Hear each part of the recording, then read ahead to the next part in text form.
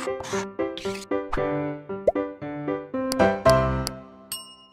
बच्चों, blueprint channel में आपका स्वागत है। मैं अनुज शर्मा। आज हम जो वीडियो लेके आए हैं उसमें हम जल के प्रकार के बारे में बात करेंगे, क्योंकि आप लोग जानते हैं कि जल जो होता है हमारे जीवन के लिए, पेड़ पौधों के लिए, वायुमंडल के लिए, सभी के लिए बहुत ही आवश्यक होता है। और मुख्य रूप से दो प्रकार का होता है, मृदु एवं कठोर जल, सॉफ्ट एंड हार्ड वाटर। मृदु जल, सॉफ्ट वाटर, वह जल होता है जो साबुन के साथ आसानी से झाग देता है, उसे मृदु जल कहते हैं। जैसे वर्षा का जल एवं आश्रित जल यानी डिस्टिल वाटर। कठोर जल वह जल होता है जो साबुन के साथ आसानी से झाग नहीं देता है, जैसे समुद्री जल एवं नदियों का जल। क्योंकि समुद्री जल एवं नदियों के जल में अतिरिक्त मात्रा में लवण घुले हुए होते हैं, इसीलिए ये साबुन के साथ आसानी से झाग नहीं देता है। मुख्य कारण क्या होता है कि जो जल के अंदर कठोरता होती है वो मैग्नीशियम और कैल्शियम के बाइकार्बोनेट, क्लोराइड एवं सल्फाइड आयनों की वजह से होती है। और जो साबुन होता है वो स्टीयरिक अम्ल का सोडियम लवण होता है, यानी कि C17H35COO Na होता है, जो जल में विलय होता है। परंतु कठोर जल में कैल्शियम और मैग्नीशियम लवण अभिक्रिया करके एविलेट स्टीयरेट का अवक्षेप बनाते हैं। जब कठोर जल की अभिक्रिया साबुन के साथ कराते हैं तो यहाँ पर C17H35COO Na की अभिक्रिया कैल्शियम क्लोराइड CaCl2 के साथ कराते हैं, तो ये कैल्शियम स्टीयरेट का सफेद अवक्षेप बनाता है, जिसकी वजह से साबुन जो है कठोर जल के अंदर विलेसित नहीं होता है, साथ में NaCl यानी कि नमक बनाता है। इसी प्रकार जब सोडियम स्टीयरेट की अभिक्रिया मैग्नीशियम क्लोराइड के साथ कराते हैं तो ये मैग्नीशियम स्टीयरेट का सफेद अवक्षेप बनाता है, जो कि जिसमें कि साबुन जो होता है वो जल में एविले होता है। जल की कठोरता दो प्रकार की होती है, एक अस्थायी कठोरता होती है और एक स्थायी कठोरता होती है। अस्थायी कठोरता टेम्परेरी होती है और स्थायी कठोरता परमानेंट होती है। अस्थायी कठोरता कैल्शियम और मैग्नीशियम की बाइकार्बोनेट के कारण होती है और इसे उबालने एवं बुझा चूना मिलाकर उबालने से दूर हो जाती है। उबालकर पानी की जो सफेदी होती है उसको साफ कर लिया जाता है, जल जो है मृदु हो जाता है, सॉफ्ट हो जाता है। इस कठोरता को हम कार्बोनेट कठोरता भी कहते हैं। स्थायी कठोरता जो होती है वो कैल्शियम और मैग्नीशियम की क्लोराइड व सल्फेट आयनों के कारण होती है और यह उबालने से दूर नहीं होती है, इसको नॉन कार्बोनेट कठोरता भी कहते हैं। स्थायी कठोरता को दूर करने के लिए कुछ अलग प्रकार से विधियां अपनाई जाती हैं। जल की कठोरता दूर करने की विधियां, जल के अंदर से कठोरता को दूर करने का जो प्रकरण होता है उसको जल का मृदुकरण कहते हैं, यानी सॉफ्टनिंग ऑफ वाटर कहते हैं। अस्थायी कठोरता दूर करने के लिए दो विधियां होती हैं। सबसे पहले उबाल कर, इस विधि में जल को उबाल लिया जाता है और जल के उबालने से जो बाइकार्बोनेट होते हैं वो कार्बोनेट के एविले अवक्षेप के रूप में जल के ऊपर सफेद परत के रूप में दिखाई देते हैं, जिनको हम छानकर दूर कर लेते हैं, जिससे जल हमारा मृदु हो जाता है। यहाँ पर कैल्शियम बाइकार्बोनेट गर्म करने पर कैल्शियम कार्बोनेट बनाता है, इसका सफेद अवक्षेप बनता है जो कि जल में एविले होता है, जिसको छानकर दूर कर लिया जाता है, जल शुद्ध हो जाता है, H2+CO2।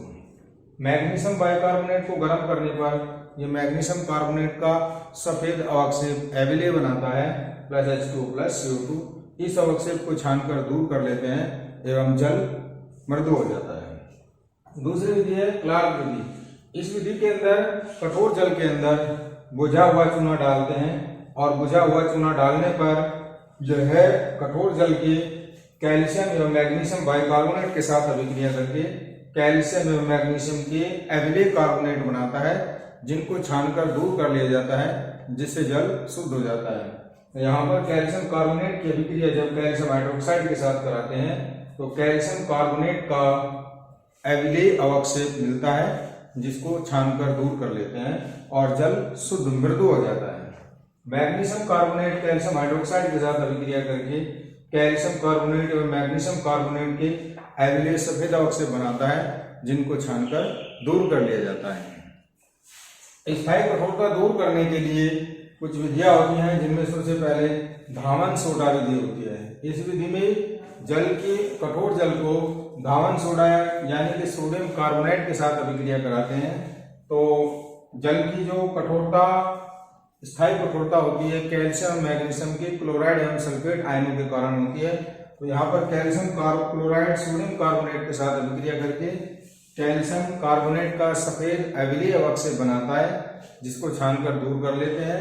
इसी प्रकार से सोडियम कार्बोनेट मैग्नीशियम सल्फेट के साथ अभिक्रिया करके मैग्नीशियम कार्बोनेट का सफेद अम्लीय अवक्षय बनाता है, जिसको छानकर दूर कर लेते हैं। जल मृदु हो जाता है। आयन विधि यह विधि आधुनिक विधि है। आजकल इस विधि का पौधायन में प्रयोग किया जाता है। इस विधि में कठोर जल में विद्यमान कैल्शियम व मैग्नीशियम आयन का विनिमय संकर अकार्बनिक व कार्बनिक यौगिकों के द्वारा होता है, जिन्हें हम आयन विनिमयक या आयन एक्सचेंजर कहते हैं।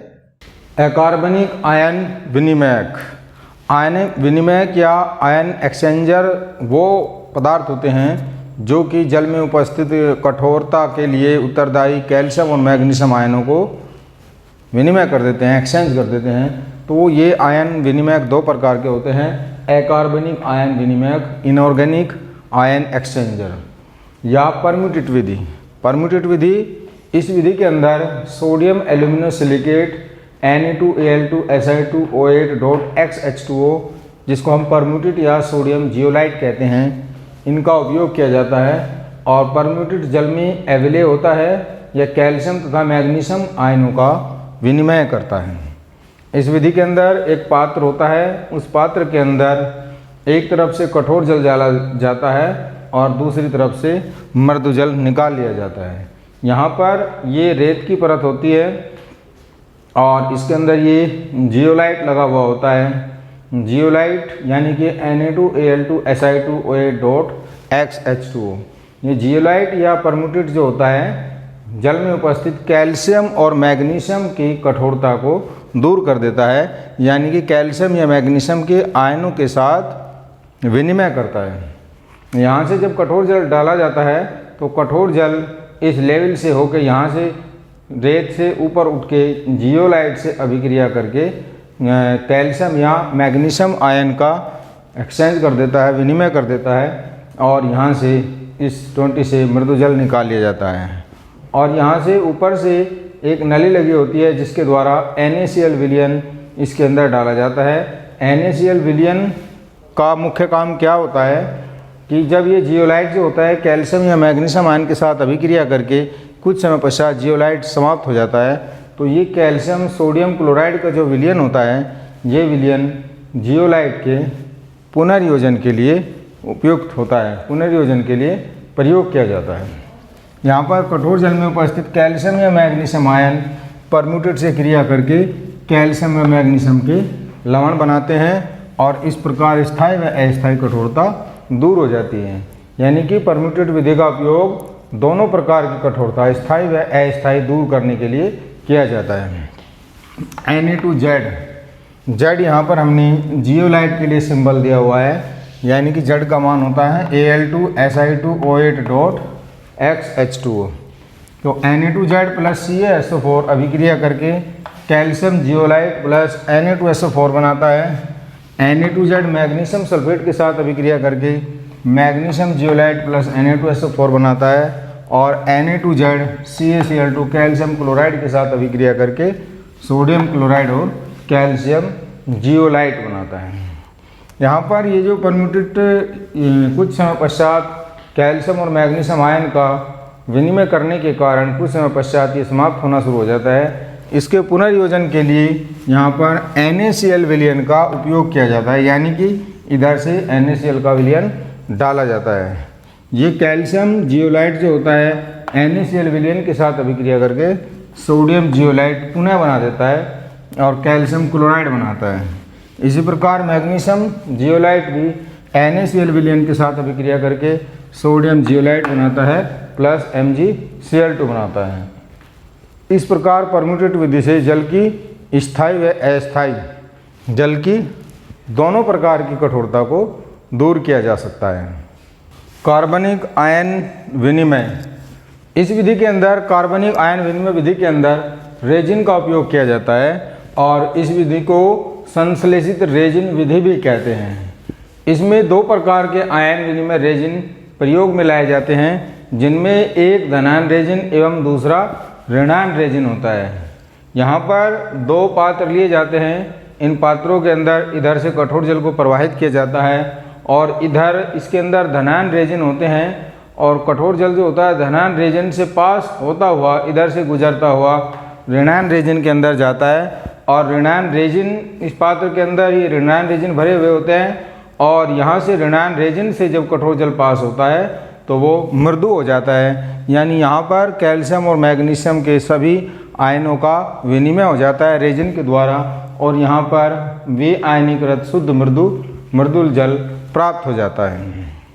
धनायन रेजिन अम्लीय रेजिन होते हैं जिनको हम COOH या SO3H समूह द्वारा प्रदर्शित करते हैं, जो कि जल में अविलेय होते हैं, जबकि ऋणायन रेजिन जो होते हैं RNH3+OH- होते हैं, जो कि जल के अंदर विलेय होते हैं। धनायन रेजिन RSO3H H+ आयन को कठोर जल में विद्यमान कैल्शियम व मैग्नीशियम आयन से विनिमय करके जल को मृदु बना देता है। यहाँ पर अभिक्रिया होती है RCOOH यानी कार्बोक्सिलिक अम्ल के जो एल्काइल समूह जुड़ा हुआ होता है वो कैल्शियम क्लोराइड के साथ अभिक्रिया करके कैल्शियम RCOO2 Ca बनाता है प्लस 2 H+ आयन और 2 Cl- आयन बनाता है।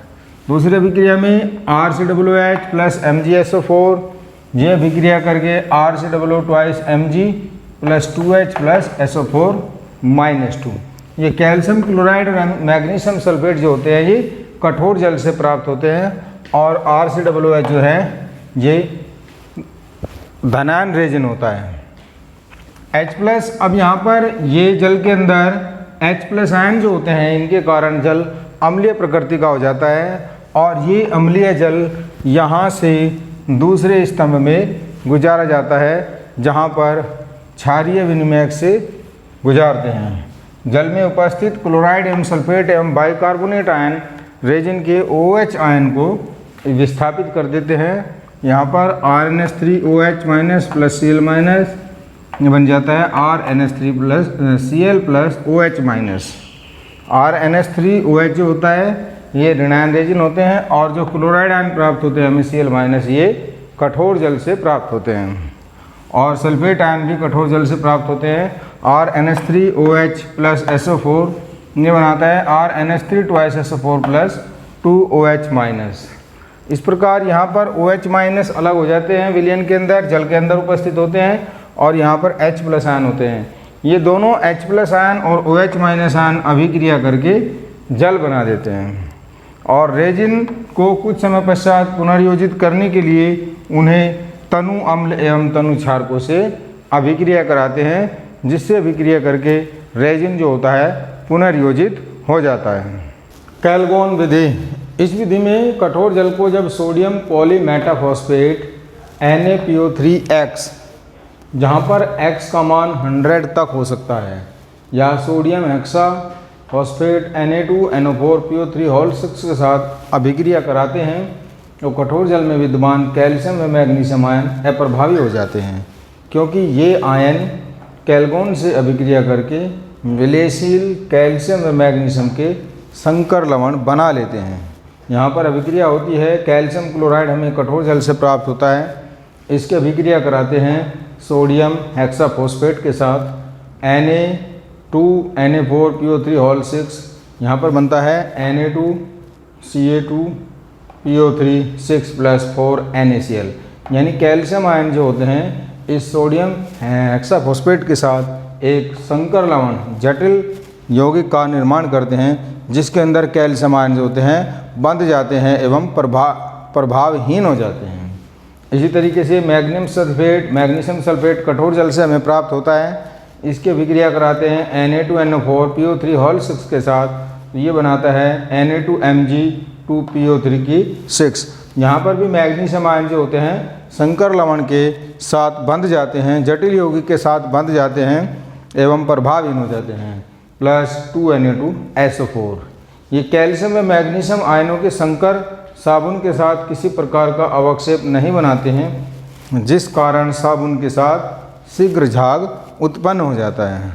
इस विधि में कैल गौण का मतलब होता है, कैल मतलब कैल्शियम, गौण मतलब चला गया, यानी कि यहाँ पर कैल्शियम जो होता है वो जल्दी ही गायब हो जाता है, प्रभावहीन हो जाता है। हाइड्रोजन पेरोक्साइड H2O2, इसकी खोज सबसे पहले 1818 ईस्वी में थेनार्ड ने की थी और इन्होंने इसको ऑक्सीजन युक्त जल का नाम दिया था। प्रयोगशाला में बनाने की कौन कौन सी विधि होती हैं? सर्वप्रथम होती है Na2O2 या मर्क विधि द्वारा। इस विधि के अंदर सोडियम पेरोक्साइड की अभिक्रिया H2SO4 के साथ करते हैं, जिससे Na2SO4 एवं हाइड्रोजन पेरोक्साइड प्राप्त होता है। मिश्रण का क्रिस्टलीकरण करने पर Na2SO4 के क्रिस्टल प्राप्त होते हैं, जिन्हें छानकर पृथक कर लेते हैं एवं 30% H2O2 प्राप्त होता है और इस 30% H2O2 को पर हाइड्रोड विलयन भी कहते हैं। प्रयोगशाला में बेरियम पेरोक्साइड यानी कि जल योजित बेरियम पेरोक्साइड की अभिक्रिया H2SO4 के साथ कराने पर BaSO4 plus H2O2 plus 8H2O प्राप्त होते हैं और इस विधि द्वारा जो H2O2 प्राप्त होता है वो तनु विलयन होता है, जिसको विभिन्न पदों में सांद्रित कर लिया जाता है।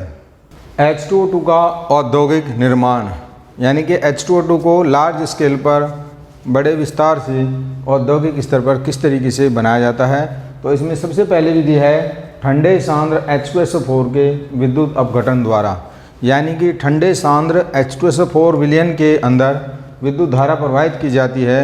तो यहाँ पर H2SO4 के अंदर विद्युत धारा प्रवाहित करने पर हाइड्रोजन आयन और HSO4 यानी कि बाईसल्फेट आयन प्राप्त होते हैं और इनका एनोड पर जब बाईसल्फेट आयन 2HSO4 माइनस का ऑक्सीकरण होता है तो ये 2 इलेक्ट्रॉन त्याग के H2S2O8 परऑक्सो डाइसल्फ्यूरिक अम्ल के अंदर परिवर्तित हो जाता है। कैथोड पर 2 हाइड्रोजन यानी 2H plus ion 2 proton 2 electron ग्रहण करके H2 गैस के रूप में बाहर निकल जाते हैं। अब इस परऑक्सो डाइसल्फ्यूरिक एसिड H2S2O8 का जल अपघटन करने पर H2SO4 और हाइड्रोजन पेरोक्साइड प्राप्त होती है, यानी H2S2O8 प्लस 2H2O बनाएगा 2H2SO4 प्लस H2O2। इस विधि में जो H2O2 प्राप्त होता है वो 30% सांद्र विलयन प्राप्त होता है। दूसरी विधि होती है अमोनियम सल्फेट के H2SO4 में बने विलयन के विद्युत अपघटन द्वारा। अमोनियम सल्फेट का विलयन कम से कम 200 ग्राम प्रति लीटर सांद्रता का होना चाहिए एवं H2SO4 का विलयन 300 ग्राम प्रति लीटर सांद्रता का होना चाहिए। इन दोनों विलयनों के मिश्रण में विद्युत धारा प्रवाहित करने पर H2O2 प्राप्त होता है। यहाँ पर अभिक्रिया NH4 2 SO4 प्लस H2SO4 दोनों मिलके अमोनियम हाइड्रोजन सल्फेट का निर्माण करते हैं, यानी अमोनियम बाईसल्फेट का निर्माण करते हैं। ये अमोनियम बाईसल्फेट आयन टूटकर हाइड्रोजन आयन एवं अमोनियम सल्फेट आयन का निर्माण करते हैं।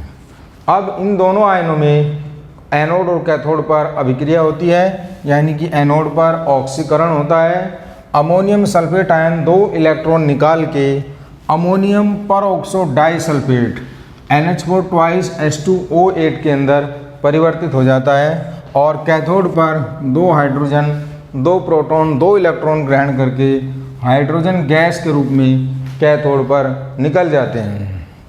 अब ये अमोनियम परऑक्सो डाइसल्फेट H2O के साथ अभिक्रिया करके H2SO4 की उपस्थिति में अमोनियम हाइड्रोजन सल्फेट एवं हाइड्रोजन पेरोक्साइड H2O2 का निर्माण करता है। तीसरी विधि होती है स्व ऑक्सीकरण विधि। इस विधि के अंदर 2 एथिल एंथ्रोक्विनोन का अपघटन गैसीय हाइड्रोजन के द्वारा पैलेडियम की उपस्थिति में कराते हैं, जिसमें 2 एथिल एंथ्रोक्विनोल प्राप्त होता है और जिसके ऊपर ऑक्सीजन गैस प्रवाहित करने पर H2O2 प्राप्त होता है। यहाँ पर हम स्ट्रक्चर देखेंगे 2-एथिल एंथ्रोक्विनोन।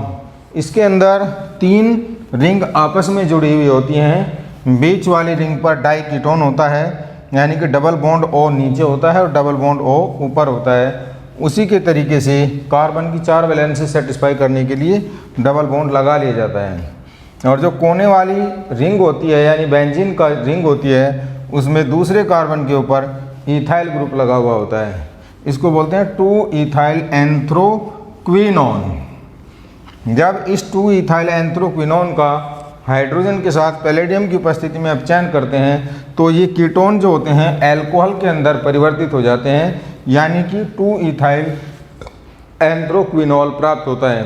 यहाँ पर भी वही 3 रिंग आपस में जुड़ी हुई होती हैं और ये जो डाई कीटोन होते हैं, दोनों डबल बॉन्ड O होते हैं, ये OH के अंदर परिवर्तित हो जाता है, यानी कीटोन का अपचयन एल्कोहल के अंदर हो जाता है और इथाइल दूसरी पोजीशन पर होता है। इसको बोलते हैं 2-इथाइल एंथ्रोक्विनोल। अब इस 2-इथाइल एंथ्रोक्विनोल का ऑक्सीजन की उपस्थिति में ऑक्सीकरण करने पर ये पुनः 2-इथाइल एंथ्रोक्विनोन के अंदर परिवर्तित हो जाता है। वही सेम स्ट्रक्चर होती है जो पहले हमने संरचना ली है, वही संरचना बाद में होती है और हाइड्रोजन ऑक्साइड पेरोक्साइड प्राप्त होती है। इस विधि द्वारा जो हाइड्रोजन पेरोक्साइड प्राप्त होती है वह भी 30% विलयन प्राप्त होता है। H2O2 को बनाने की जिन विधियों को हमने इस्तेमाल किया है, उन विधियों के द्वारा जो H2O2 प्राप्त होता है वो लगभग 30% तक सांद्रित होता है। इससे आगे H2O2 का सांद्रण करना ज़रूरी होता है जिससे कि हम 100% शुद्ध H2O2 को प्राप्त कर सकें। तो H2O2 विलयन का सांद्रण किस प्रकार किया जाता है, उसके लिए कई सारे स्टेप होते हैं, उनमें एक एक करके हम क्रमबद्ध तरीके से स्टडी करते हैं। तो H2O2 को पहले 26 mm दाब पर एक जल ऊष्मक पर 343 पर वाष्पित कर लेते हैं, जिससे इसके अंदर की जो जल की अशुद्धियाँ होती हैं वो वाष्पित हो जाती हैं और लगभग 45 से 50% H2O2 प्राप्त हो जाता है। दूसरे नंबर पर तापमान बढ़ने पर H2O2 अपघटित होने लगता है, किंतु कम दाब 13 mm तथा 333 केल्विन पर आसवन करने से H2O2 अपघटित नहीं होता है और इसके अपघटन को रोका जा सकता है। और इस अपघटन को रोक कर इस विधि द्वारा H2O2 का आसवन किया जाता है, जिससे 90% तक H2O2 प्राप्त हो जाता है। तीसरे नंबर पर उपर्युक्त 90% H2O2 का और कम दाब 10 से 15 ATM और 303 से 313 केल्विन तापमान पर आसवन करते हैं तो 99% तक सांद्रित H2O2 प्राप्त होता है। जल की अंतिम मात्रा दूर करने के लिए विलयन को ठोस CO2 एवं ईथर के हिम मिश्रण से ठोस करके क्रिस्टल प्राप्त कर लेते हैं। इन क्रिस्टलों को 263 केल्विन पर ठंडा करने पर शुद्ध H2O2 ठोस क्रिस्टलीय रूप में प्राप्त होता है। H2O2 को कांच की बोतलों में नहीं रखा जाता है, बल्कि पैराफिन, मोम या प्लास्टिक की बोतल या टेफ्लॉन की रंगीन बोतलों में रखा जाता है। रंगीन बोतलों में इसलिए रखा जाता है या उसके ऊपर पैराफिन वैक्स इसीलिए लगाया जाता है क्योंकि H2O2 जो होता है वो प्रकाश के प्रति बहुत ज़्यादा संवेदनशील होता है और हल्के से तापमान पर ही अपघटित होकर ऑक्सीजन और जल में परिवर्तित हो जाता है। इसलिए इसको अंधेरे कमरों में या पैराफिन वैक्स की परत लगा के रखा जाता है, जिससे कि बोतल के अंदर प्रकाश प्रवेश न कर सके और H2O2 का अपघटन न हो सके। काफ़ी लंबे समय तक रखा हुआ H2O2 जो होता है अपघटित हो जाता है, जल और ऑक्सीजन के रूप में टूट जाता है। यानी कि ज़्यादातर इस्तेमाल जो H2O2 का किया जाता है विभिन्न प्रकार की रासायनिक अभिक्रियाओं में, वो ताज़े बने H2O2 का किया जाता है, या अगर H2O2 काफ़ी लंबे समय तक रखा हुआ है तो वो अंधेरे में रखा हुआ होना चाहिए, जिससे कि प्रकाश उसके अंदर प्रवेश न कर सके और उसके अंदर अपघटन ना हो, यानी कि शुद्ध H2O2 प्राप्त हो सकता हो। H2O2 के गुणधर्म: H2O2 रंगहीन, गंधहीन, गाढ़ा द्रव होता है जो त्वचा पर अगर गिर जाता है तो फफोले उत्पन्न कर देता है। इसकी अधिकतम मात्रा जो होती है हल्के नीले रंग की होती है। यह जल, ईथर व एल्कोहल में हाइड्रोजन आबंध के कारण विलय होता है और H2O2 का जो क्वथनांक बॉइलिंग पॉइंट होता है वो 423 केल्विन होता है और जो हिमांक होता है वो 272 केल्विन होता है। H2O2 अपनी क्वथनांक पर अपघटित होने लगता है, इसीलिए इसका आसवन हमेशा कम दाब पर किया जाता है, कम दाब पर कम तापमान पर किया जाता है, जिससे कि इसका अपघटन ना हो। H2O2 में हाइड्रोजन आबंध पाए जाने के कारण संगुणन होता है, यानी इसके बहुत सारे अणु जो होते हैं वो जल के अणु की तरह आपस में जुड़ के रहते हैं। यह प्रतिचुंबकीय प्रकृति का होता है एवं प्रबल ऑक्सीकारक ऑक्सीडाइजिंग एजेंट होता है और निर्जलीय H2O2 273 केल्विन से नीचे स्थायी होता है। H2O2 के रासायनिक गुणधर्म, सबसे पहले स्थायित्व की बात करें, स्टेबिलिटी की बात करें, यह एक अस्थायी यौगिक होता है क्योंकि ये साधारण ताप पर धीरे धीरे अपघटित होता रहता है और गर्म करने पर यह जल एवं O2 में शीघ्रता से अपघटित हो जाता है। H2O2 को जब गर्म किया जाता है 2H2O2 गर्म करने पर यह 2H2O एवं ऑक्सीजन के अंदर टूट जाता है और इस अभिक्रिया में जो डेल्टा H का मान होता है, यानी निकलने वाली ऊष्मा का जो मान होता है वो डेल्टा H = -196 किलो जूल प्रति मोल होता है और ये अभिक्रिया ऊष्माक्षेपी अभिक्रिया होती है। H2O2 का अपघटन MnO2, Au, Pt, Cu आदि धातुओं के बारीक कणों की उपस्थिति में एवं खुरदरी सतह की उपस्थिति में बहुत तेज़ी से होने लगता है, इसलिए इसको कांच की बोतलों में नहीं रखा जाता है, परंतु अम्ल एवं एल्कोहलों की उपस्थिति में अपघटन की दर कम हो जाती है, यानी कि अम्ल और एल्कोहल जो होते हैं वो ऋणात्मक उत्प्रेरक का काम करते हैं जो H2O2 के अपघटन को कम कर देते हैं। अम्लीय प्रकृति की अगर बात करता हूँ तो H2O2 एक दुर्बल अम्ल होता है। ये अपघटित होकर यानी जल में घोले जाने पर H2O2 + H2O = hydronium ion H3O + HO2- hydro peroxide ion में अपघटित हो जाता है। H2O2 जो होता है अपघटित होकर 2H+ एवं O2- पेरोक्साइड आयन के अंदर भी अपघटित हो जाता है। H2O2 की प्रकृति जो होती है अम्लीय होती है, इसीलिए क्षारों के साथ अभिक्रिया करके लवणों का निर्माण करता है, यानी कि H2O2 NaOH के साथ अभिक्रिया करके NaHO2+ जल का निर्माण करता है और सोडियम हाइड्रोजन पेरोक्साइड जिसको कहते हैं, और H2O2 NaOH के साथ अभिक्रिया करके सोडियम पेरोक्साइड एवं जल का निर्माण करता है।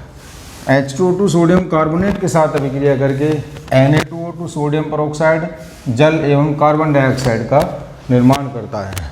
ऑक्सीकारक गुण, यह एक प्रबल ऑक्सीकारक होता है जो अपघटित होकर जल एवं नवजात ऑक्सीजन के कारण ही इसकी ऑक्सीकारक गुण होता है और अम्लीय माध्यम में इसकी जो ऑक्सीकारक प्रकृति होती है वो H2O2 + 2H+ + 2 इलेक्ट्रॉन = 2H2O के अंदर अपघटित होता है और क्षारीय माध्यम में H2O2 2 इलेक्ट्रॉन ग्रहण करके 2OH- आयन के अंदर अपघटित हो जाता है। ऑक्सीकारक अभिक्रिया अम्लीय माध्यम में धीरे धीरे होती हैं एवं क्षारीय माध्यम में तेज़ी से होती हैं। बच्चों, अगर आपको हमारा ये वीडियो पसंद आया तो इसको लाइक ज़रूर करें, हमारे चैनल को ज़्यादा से ज़्यादा शेयर और सब्सक्राइब करें, जिससे कि इस वीडियो को ज़्यादा से ज़्यादा बच्चों तक पहुंचाया जा सके, इसका लाभ ज़्यादा से ज़्यादा बच्चे उठा सकें। अगला वीडियो जल्दी लेके आएंगे। धन्यवाद।